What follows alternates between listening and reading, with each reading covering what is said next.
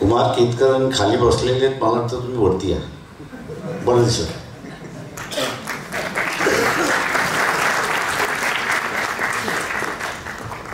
Please please please please.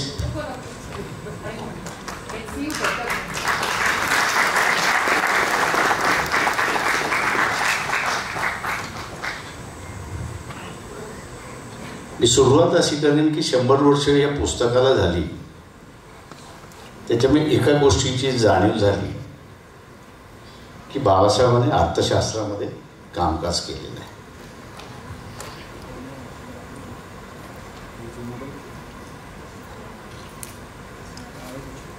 सामाजिक चळवळीला ज्यावेळेस सुरुवात केली आणि त्यावेळेस अर्थशास्त्रावरती बोलायला लागलो, त्यावेळेस चळवळीतलीच असणारी मंडळी लाल बावटा आला म्हणून अशा रीतीने टीका झाली. आणि हळूहळू लक्षात आलं की जसं बाबासाहेबांनी अर्थ आणि जात याचं कोरिलेशन इस्टॅब्लिश करण्याचा प्रयत्न जसा केला, थिअरी ऑफ लूट या पुस्तकामधले असताना त्यांनी मांडलेला सिद्धांत आहे, मी त्याच्याकडे नंतर येतो. पण त्या काळचं वर्तमानपत्र आणि टीका आपण असं बघितली. जात आणि अर्थशास्त्र याचा जो संबंध बाबासाहेब मांडायला प्रयत्न करत होते, त्यावेळेसही त्यांच्यावरती अटॅक झाला, टीका झाली. आणि कालांतराने मग त्यांच्या लक्षात आलं की आपण जोपर्यंत हे अँथ्रोपॉलॉजिकल दृष्टिकोनातून इतिहासामध्ये कुठलीही आता वर्जिन सोसायटी राहिलेली नाही, तर सोसायटी ही असणारी इंटरमिक्सिंग झालेली आहे.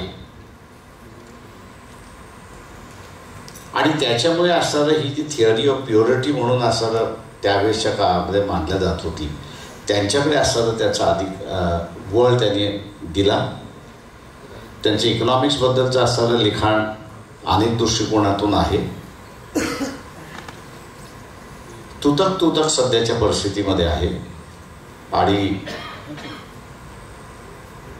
त्याचे विद्यार्थी जर मिळाले तर माझ्या अंदाजानं कंप्लीट करायला किंवा त्याचं असणारं प्रॉपर कंपायलेशन करायला मला वाटतं त्या ठिकाणी आपल्याला मिळतील अशी परिस्थिती आहे. तर मी ह्या जनरेशनचं असणारं कौतुक करतो की त्यांनी आपल्याला इझममध्ये अडकून घेतलेलं नाही. मी ज्या काळातला म्हणत होतो त्या काळातला असणारं, तुम्ही अर्थशास्त्र म्हणायला गेलात की तुम्ही असणारा लालबावटेवाले, आणि लालबावटेवाले म्हटल्यानंतर तुम्ही इथले असणारे कास्ट अँड रिलिजनच्या विरोधातले नाही, तर ते सपोर्टिंग आहात अशा रीतीने त्यावेळेस मांडल्या जात होता. तो काळ बदलला. आत्ताही त्याच्यामध्ये असणारं ज्या पद्धतीने असणारं प्रॉब्लेम ऑफ रुपीचं असणारं जे ॲनालिसिस झालं पाहिजे होतं, मला माहिती आहे की मॉनिटरी इकॉनॉमीमधला असणारा फार मोठ्या प्रमाणात बदल झालेला आहे, प्रचंड मोठा असणारा बदल झालेला आहे. पण त्याचे प्रिन्सिपल्स जे आहेत ते प्रिन्सिपल्स कधी चेंज होत नाही.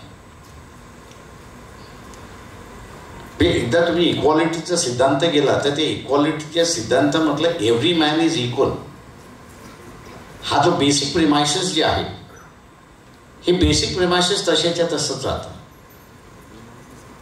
त्याच्या अवतीभोवतीचा असणारा मुलायमा जो आहे हा त्या त्या काळामध्ये तिथे असणारा बदलत असतो, आणि तो बदलण्यासाठी आपण असणारा वाव दिला पाहिजे, वेळ दिला पाहिजे, आणि त्याला असणारा प्रोत्साहितही केलं पाहिजे. मी या ठिकाणी 2 गोष्टींचा असणारा उल्लेख करणार आहे, आणि तो म्हणजे पर्चेसिंग पॉवर ऑफ रुपी. त्या पुस्तकामधल्या अनेक गोष्टी आहेत, मी त्याच्यामध्ये जाणार नाही, पण पर्चेसिंग पॉवर ऑफ रुपी हा जो त्यांनी तिथला सिद्धांत मांडला, तो इथल्या असणाऱ्या सामान्य माणसाची त्यांनी जोडला. तो जोडत असताना त्यांनी एक असं उदाहरण दिलं की आपल्याला असं वाटतं की आपलं चलन जे आहे परदेशाच्या चलनाच्या वरती गेलं तर आपल्याला असं वाटतं आपल्याला फायदा झाला असं आपल्याला वाटतं. पण त्यांनी असं स्टॅटिस्टिकली तिथे असं सिद्ध करून दाखवलं की नोशनल म्हणून असताना आपल्याला हे चांगलं वाटतं किंवा सॅटिस्फॅक्शनरी वाटतं अशी असणारी परिस्थिती जरी असतं, पण प्रॅक्टिकली असताना आपण या ठिकाणी पाहिलं तर येणारी वस्तू महाग झालेली असते आणि येणारी वस्तू महाग झालेली असते त्याच्यामुळे हा जो फिक्स्ड इन्कम क्लास जो आहे, हा जो फिक्स्ड इन्कम क्लास जो आहे त्या फिक्स्ड इन्कम क्लासचं परचेसिंग पॉवर ही रुपयाची कमी झाल्यामुळे त्याची लेस परचेसिंग पॉवर होते अशी असणारी परिस्थिती आहे. या एकाच सिद्धांतावरती मी असं इथं महागाईचा परिणाम काय झाला हे बघत असतो आणि ते म्हणजे बाजारातलं ग्लुकोज बिस्किट सगळ्यात स्वस्त आहे. मी ते एकदा कंपनीच्या मालकालाही भेटलो, तिथल्या सगळं प्रोडक्शन साईडचे होते आणि त्यांना असं म्हटलं की मला असं दिसतं की हे इकॉनॉमी जे आहे सेल जे करताय आणि मॅन्युफॅक्चरिंग जे करताय कुठेतरी जमत नाही आहे. प्रोडक्शन साईड इज मोर आणि cost of production is more आणि तुम्हाला रेव्हेन्यू जनरेशन त्याच्यामधनं कमी होतं. ते म्हटलं हे बरोबर आहे, पण आम्ही सेल करतो याचं कारण दोन गोष्टी आहेत.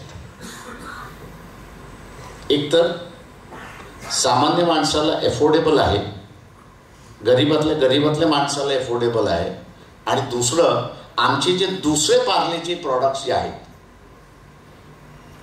त्या दुसऱ्या पार्लेच्या प्रॉडक्ट्सना त्यांच्या नावामध्ये ओळखलं जात नाही, तर हे ग्लुकोज बिस्किटचं प्रॉडक्ट आहे म्हणून त्या ठिकाणी ओळखलं जातं आणि म्हणून आम्ही असताना त्या ठिकाणी.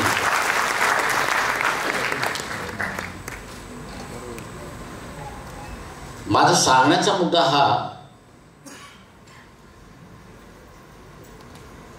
की ही जर परचेसिंग पॉवर आपण स्टेबल ठेवली नाही आणि ती व्हेरियस फॅक्टर्सवरती आहे, ती नुसतं एका ह्याच्या म्हणजे एक्सचेंज स्टँडर्ड आहे त्याच्यावरती नाही, तर आपल्या इथलं सगळ्यात अजून मोठा अभ्यास झालेला नाही आणि तो म्हणजे हा जो सरकारी कर्मचारी आहे, सरकारी कर्मचारी जो आहे आणि सरकारी कर्मचारी इंडेक्स वाढला की त्याचा डीए वाढतो.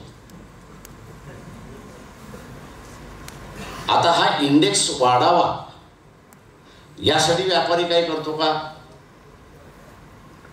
यासाठी रिटेलर काय करतो का, याचा अजून इम्पेरिकल स्टडी आपल्या इथे झालेला नाही. याचं कारण की शासन हे सगळ्यात मोठं 30-35% सेंट्रल गव्हर्नमेंट आणि 45 ते 50% स्टेट गव्हर्नमेंट हे स्वतःचं revenue by way of a salary ही बाजारामध्ये फेकत असते.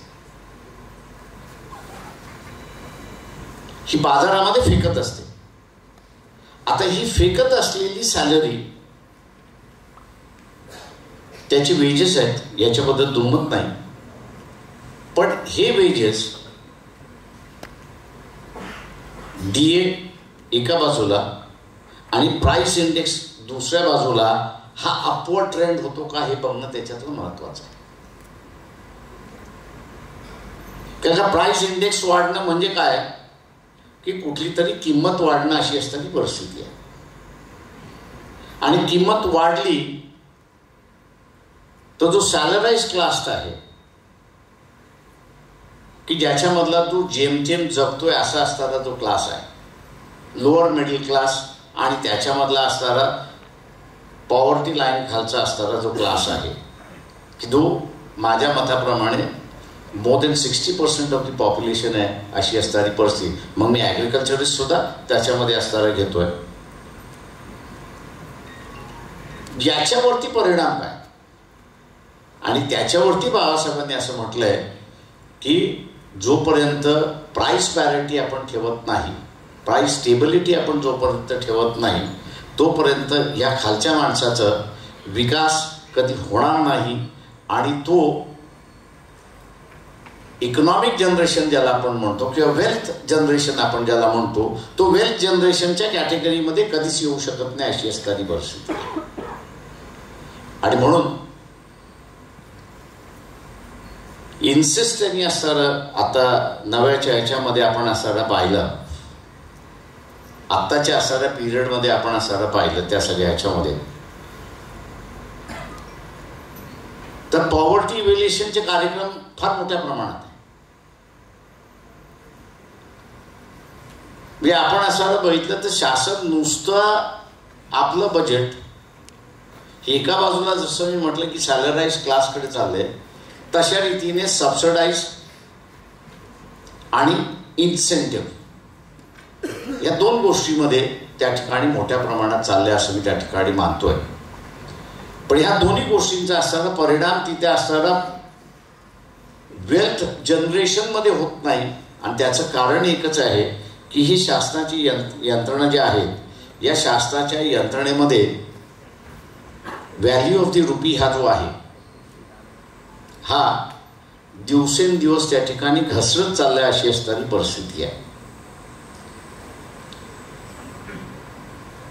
शासन ज्यावेळेस या ठिकाणी कॉइनेज वाढवतं आणि कॉइनेज घटवतं, हा मी दुसरा माझं स्वतःचं असणारं इथली व्यवस्था कशी आहे हे बघण्याचं असेल. कारण का प्रिंटिंग ऑफ नोट ही स्वस्त आहे आणि प्रिंटिंग ऑफ कॉइन ही महागडी आहे.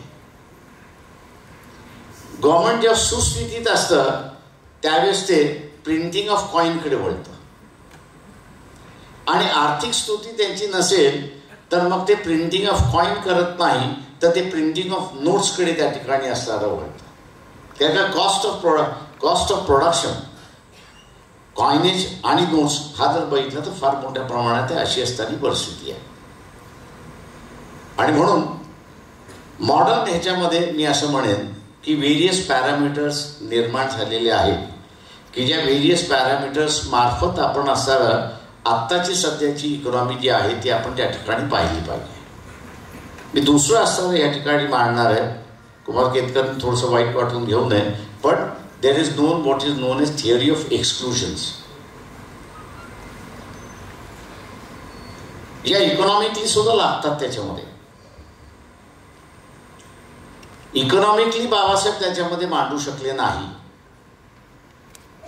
त्या सगळ्या ह्याच्यामध्ये, पण त्यांनी कास्टच्या संदर्भातलं what Congress and Gandhi have done to the untouchables याच्यामध्ये असताना ते हे केला, तर त्यांनी काँग्रेस आणि महात्मा गांधींना एका पद्धतीने असताना दोषी धरलेला आहे. दोषी का धरलेला आहे तर कास्ट आणि इकॉनॉमी या दोन्ही गोष्टी हँड इन हँड त्या ठिकाणी जातात. सस्टेनेबिलिटी ऑफ कास्ट ही पॉसिबल कधी आहे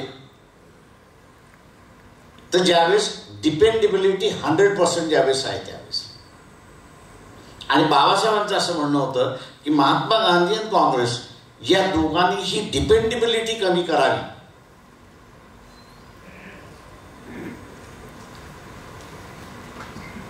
आउटकास्ट पीपलचं किंवा इथला असणारा मार्जिनलाइज क्लास जो आहे त्या मार्जिनलाइज क्लाससाठी त्याची डिपेंडेबिलिटी कमी करावी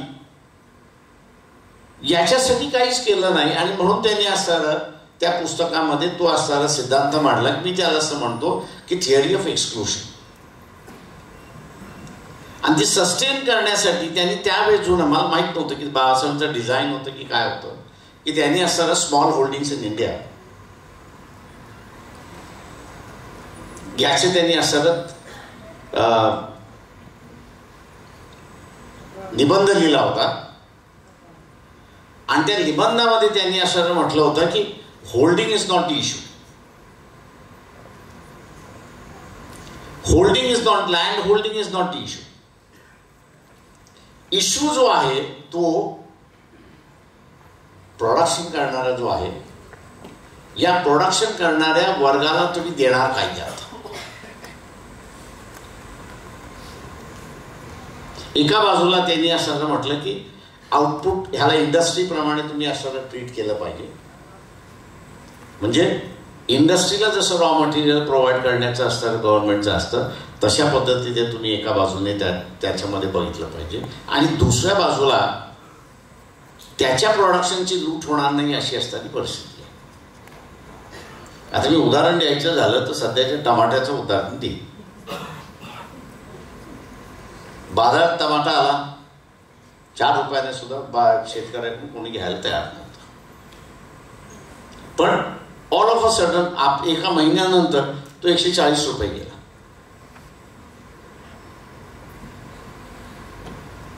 आणि पुन्हा महिन्याभरानंतर तो पुन्हा 4 रुपयावरती आला. आता ह्याच्यामध्ये अर्थशास्त्र आहे का? तर आहे, डेफिनेटली आहे. आणि हे अर्थशास्त्र म्हणजे व्यापाऱ्यांच्या लुटीचं अर्थशास्त्र, की जिथे बाबासाहेबांनी असं म्हटलं की ह्या फार्मरला तुम्हाला प्रोटेक्ट करायचं असेल तर government has to play a positive role. आता इथे गव्हर्नमेंटचा पॉझिटिव्ह रोल नसल्यामुळे किंवा नो रोल ॲट ऑल असं मी जर म्हटलं, किंवा इथे असताना मी असं म्हणेन की 90% farmer had a some sort of protection. Full protection मी असं म्हणणार नाही, पण some sort of protection in the sense की इथली असणारी मार्केट ही जगाच्या व्यापारासाठी मोकळी नव्हती,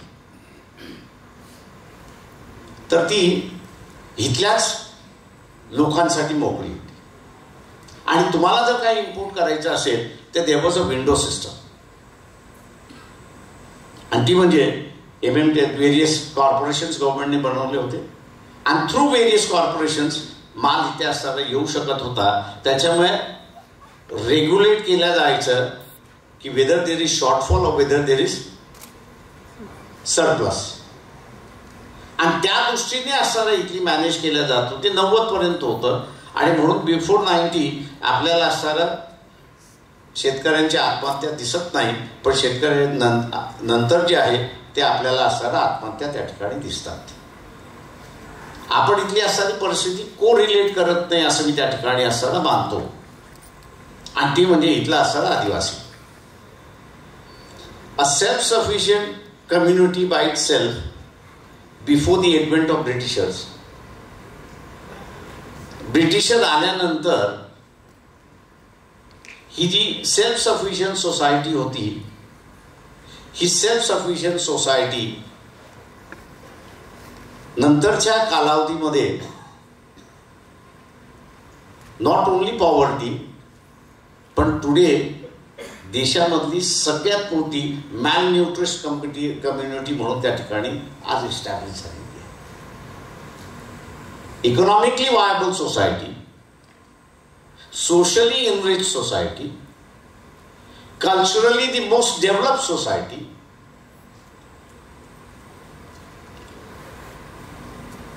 ती society over a period of time ब्रिटिशांच्या कालावधीमध्ये आणि त्याच्यानंतर हीच एक मॅल न्यूट्रिड सोसायटी म्हणून आपल्यासमोर उभी राहते. आणि आपण त्याच्यामध्ये बघत नाही आहोत की हे मॅल न्यूट्रिशन करण्याच्या साठी जी सोसायटी आहे याला प्रिन्सिपल्स काय वापरले गेले.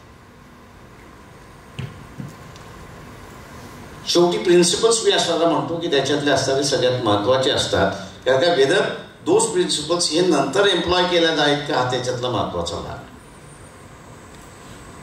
कोणीही हे बघितलेलं नाही की संविधानामध्ये 6th शेड्यूल आलं का. इथला इतिहासकार सोड आहे.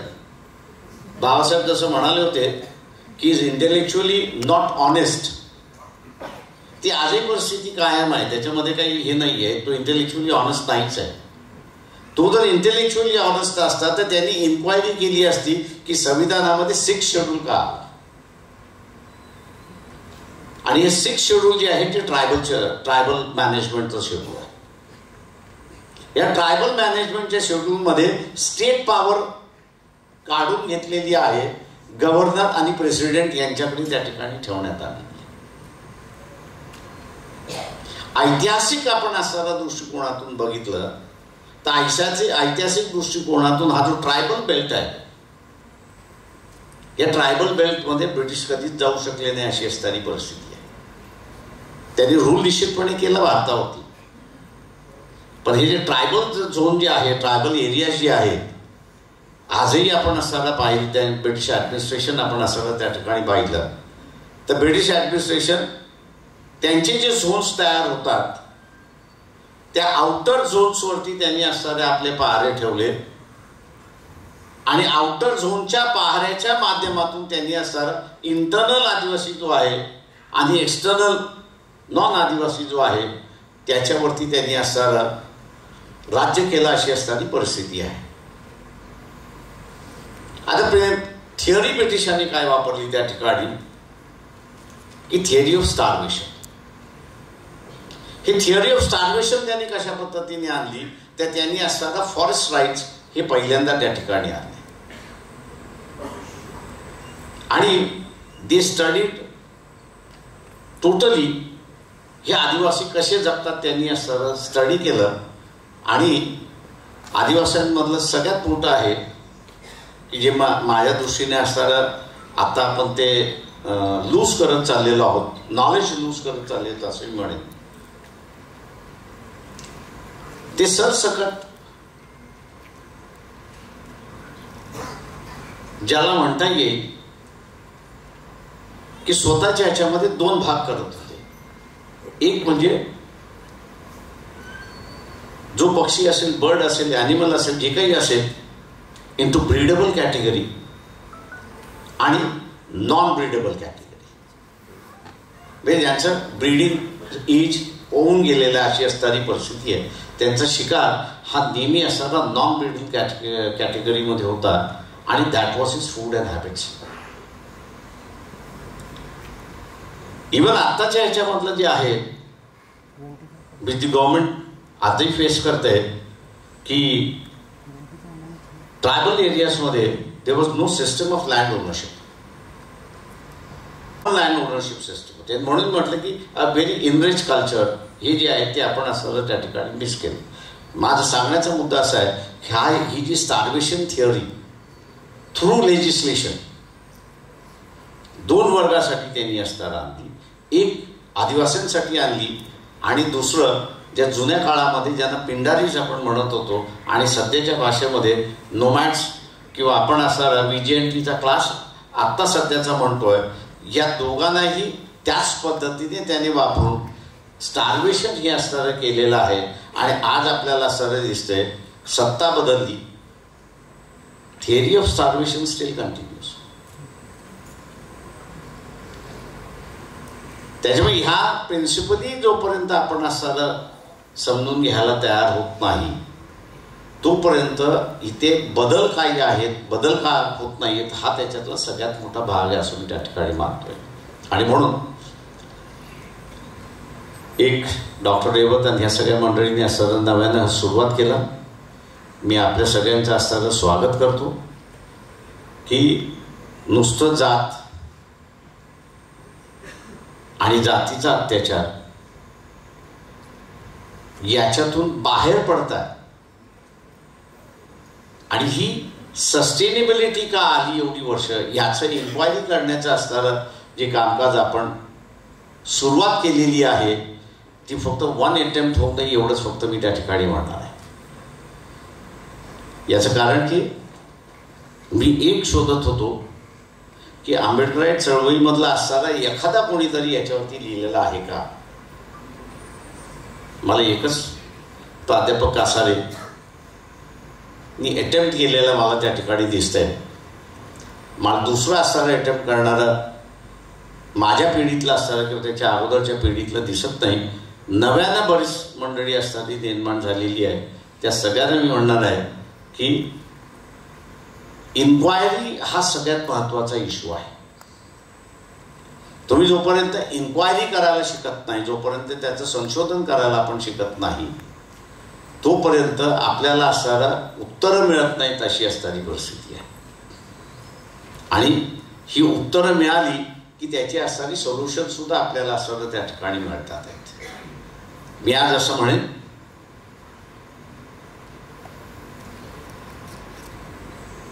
की इकॉनॉमिकल अजेंडा की जो इन्सिस्टंट बाबासाहेबांचा असणारा होता, तो इकॉनॉमिकल अजेंडा आपण निर्माणच केला नाही. म्हणजे आज आपण असं हे बघायलाच तयार नाही आहोत की ही त्यांना लॉ मिनिस्टर व्हायचं नव्हतं, पण त्यांना असणारं chairman of the planning commission व्हायचं होतं.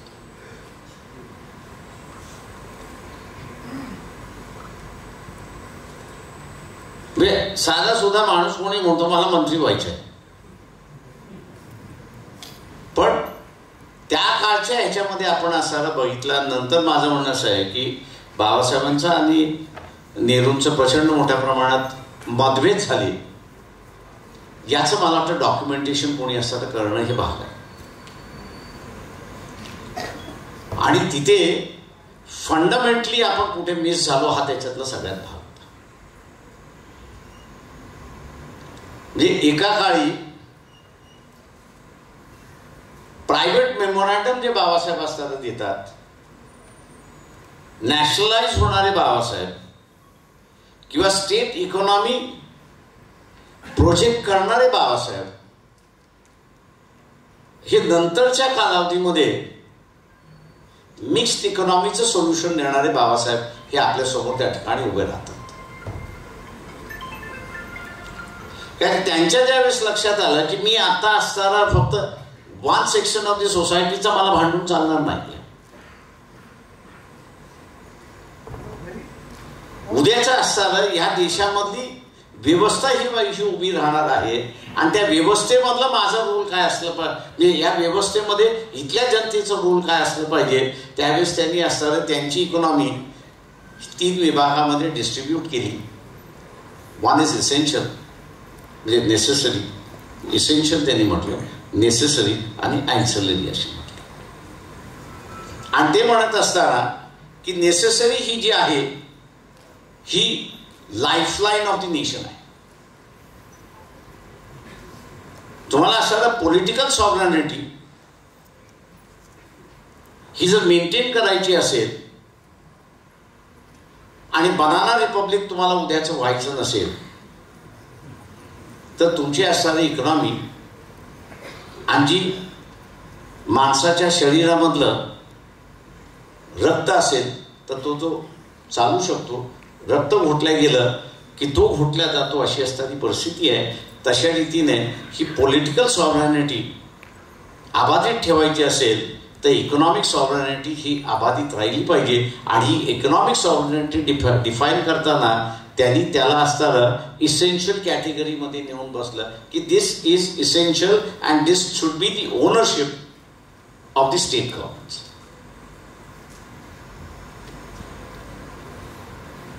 This should be the ownership of the state government.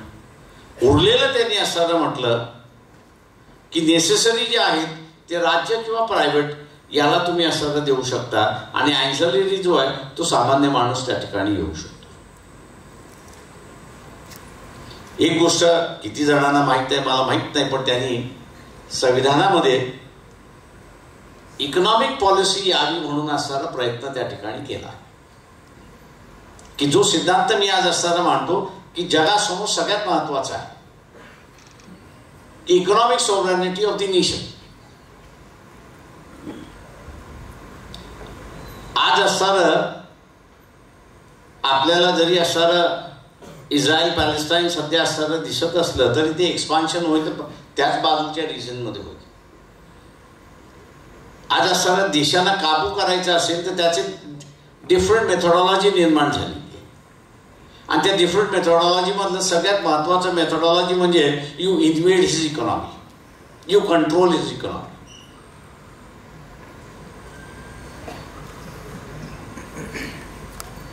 एक पाकिस्तानी लेखक आहे रशीद अहमद म्हणून, त्यांनी असं एक फार चांगलं पुस्तक लिहिलेलं आहे, द ग्रेट ऑइल गेम. 90 सालचं असणारं ते पुस्तक आहे. आणि त्यावेळेच्या जगामध्ये चाललेल्या ऑइलच्या संदर्भातनं जगाचं राजकारण कशा रीतीने आहे, किंवा मागच्या 20 वर्षाचं राजकारण जे झालं देशभरात जगभराचं, त्याच्यातल्या असणाऱ्या 2 अमेरिकन ऑथर्स आहेत. क्लॅश ऑफ सिव्हिलायझेशन म्हणून त्यांनी असणारं लिहिले. आणि आता असणारं एक नवीन 3रं पुस्तक आलेलं आहे की ज्याचं मला थोडंसं सायन्स दिसायला लागले की in which way the world will move around असं जे आहे ते मी असं मानतो की आपल्याला गार्ड करणं हा त्याच्यातला महत्त्वाचा आहे. आणि म्हणून हा जो इकॉनॉमिक सॉव्हरेनिटीचा देशाचा जो सिद्धांत आहे हा भारत सरकारने किंवा इथल्या असणाऱ्या विचारवंतांनी पुढे घेतला. तर वर्ल्ड पीसच्या दृष्टिकोनातून तुम्हाला असं करायचं असेल तर इन्व्हेडिंग इकॉनॉमी करण्यापेक्षा एक्सेस टू इकॉनॉमी अशा रीतीचा असताना आपण त्या ठिकाणी मांडत बसलो तर मग हे जे सोशो पॉलिटिकल टेन्शन्स इंटरनॅशनली आपल्याला जे दिसतात आहेत ते कदाचित आपल्याला दिसणार नाही. मी असताना म्हणेन की ही सुरुवात झाली, ही सुरुवात आपण असताना समजू. वर्षभरापूर्वी पुण्यामध्ये आम्ही असताना असाच या प्रॉब्लेम ऑफ रुपीचा 100 वर्षाचा एक प्रोग्राम केला होता. बरीच लोक या ठिकाणी आहेत, ऐकायला आली. माझं म्हणणं असं आहे की हा अकॅडमिक इश्यू म्हणून त्याच्याकडे असताना आपण या ठिकाणी बघितलं पाहिजे आणि डेव्हलप करत आपण असताना गेलो या ठिकाणी तर फार मोठ्या प्रमाणात असताना आपण डेव्हलप करू शकतो. मी जसं म्हणालो की प्रिन्सिपल्स आर मोर इम्पॉर्टंट. त्याच्यावरचं फ्लेश हे बदलत राहतं पण प्रिन्सिपली आपण जर त्या ठिकाणी मांडत गेलो तर इथे हा जो इकॉनॉमिक रेलेव्हन्सचा जो भाग आपण त्या ठिकाणी बघतोय तो भाग मोठा राहील. आपण हा कार्य करताय त्याबद्दल मी आपल्या सगळ्यांचा आभारी. शांततेने ऐकलं त्याबद्दल थँक्यू.